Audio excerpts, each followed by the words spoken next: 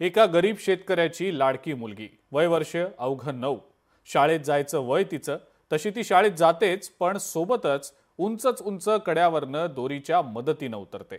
नुसतं बघितलं तरी अंगाचा थरका पडतो।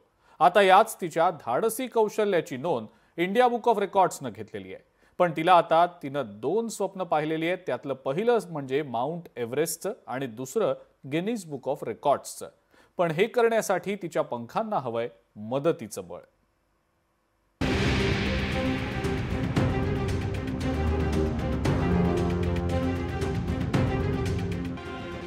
गरीब शेतकऱ्याच्या मुलीची रेकॉर्ड भरारी, इंडिया बुक ऑफ रेकॉर्डवर कोरलं नाव।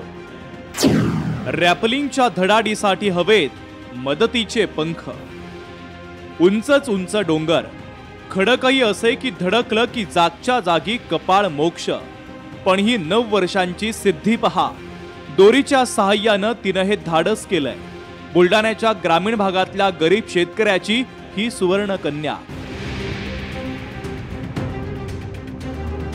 जिनं थेट डोंगर आणि पाषाणाशी संघर्ष करून अनेक राज्यस्तरीय रेकॉर्ड पादांकरात केले आणि ती बनलीये सह्याद्रीची हिरकणी।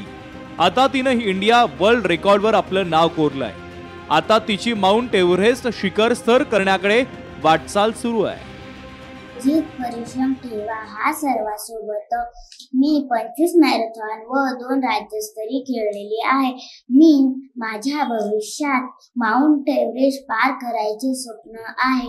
मी माझ्या बाबाचे स्वप्न पुरे करेल व देशाचे व गावाचे नाव मोठे करेल। जिल्हा परिषदेच्या शाळेत 3ऱ्या वर्गात शिकणारी सिद्धी विठ्ठल सोनूने, जिनं आपल्या कठोर परिश्रम, जिद्द आणि धैर्यानं सह्याद्रीची हिरकणी म्हणून आपलं नाव आणि आपल्या गावाचं नाव सर्वत्र कोरलंय।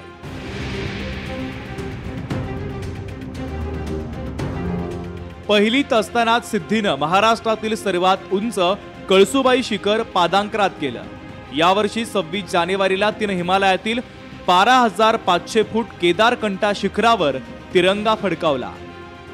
वयाच्या 5व्या वर्षापासून फास्ट रनिंग पासून सुरुवात केलेली आहे व नंतर कळसुबाई शिखर पार केली। नंतर उत्तराखंडमधील 12,500 फूट केदारकंठा ही शिखर पार केली आणि आता कोकणकडा रॅपलिंग डाऊन करून ती आता आलेली आहे। त्याच्यामुळे तिची इंडिया बुक ऑफ रेकॉर्ड मध्ये नोंद झालेली आहे। हायमोर्डाईल ट्रेक ॲडव्हेंचर या संस्थेनं तिला सह्याद्रीची हिरकणी ही उपाधी बहाल केली, तर इंडिया बुक ऑफ रेकॉर्ड मध्ये तिनं आपलं नाव कोरलंय। साखळी या ग्रामीण भागाची गरीब शेतकऱ्याची ही मुलगी, जिनं आपल्या अचाट इच्छाशक्तीनं मोठमोठे पर्वत रांगांवर विजय मिळवला, मात्र घरच्या गरीब परिस्थितीमुळे तिच्याकडे ना कुठले अत्याधुनिक साहित्य आहे ना कुठले स्पेशल ट्रेनिंग। म्हणूनच महाराष्ट्राच्या या सह्याद्रीच्या हिरकणीला हवे आहेत सरकारकडून आणि सामाजिक संस्थांकडून मदतीचे पंख। संदीप शुक्ला, लोकशाही मराठी, बुलढाणा।